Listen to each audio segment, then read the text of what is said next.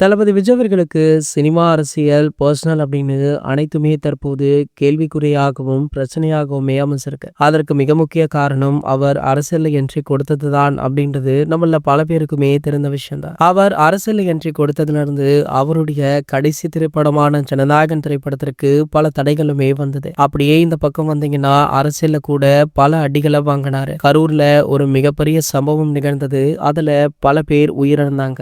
அந்த பிரச்சனை இன்னமுமே போய்கொண்டுதான் இருக்கு. இந்த பிரச்சனைய சிபிசிஐடி கையில எடுத்திருக்காங்க. சோ அவங்களுமே தொடர்ந்து தளபதி விஜய் அவர்களை விசாரித்து கொண்டும் இருக்காங்க. இன்னொரு பக்கம் பாத்தீங்கன்னா அவருடைய பர்சனல் வாழ்க்கை, அதுல அவருடைய மனைவியான சங்கீதா விஜய் அவர்கள் அவரிடம் விவாகரத்து கோரி மனு தாக்கல் பண்ணாங்க. அந்த மனு சமீபத்துல லீக் ஆகியிருக்கு. அதுல சங்கீதா அவர்கள் மென்ஷன் பண்ணி இருப்பது பலருக்குமே அதிர்ச்சியை கொடுத்தது. மேலும் பாத்தீங்கன்னா தளபதி விஜய் அவர்களே சமீபத்திய திருமண விழா ஒன்றுல த்ரிஷாவுடன் என்ட்ரி கொடுத்தது பலருக்குமே அதிர்ச்சியாக இருந்தது. சோ பல கேள்விகள் இருக்கு.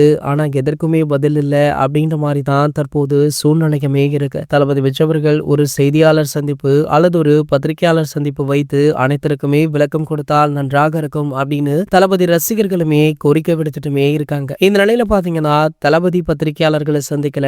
அவருடைய அப்பாவான எஸ் சந்திரசேகர் அவர்கள் சமீபத்துல பத்திரிகையாளர்களை சந்தித்து பேசியிருக்காரு. மேலும் பாத்தீங்கன்னா தளபதி விஜய் அவர்களுக்கு இரண்டாவது திருமண ஏற்பாடு நடைபெற்று வருவதாக சொல்லப்பட்டது.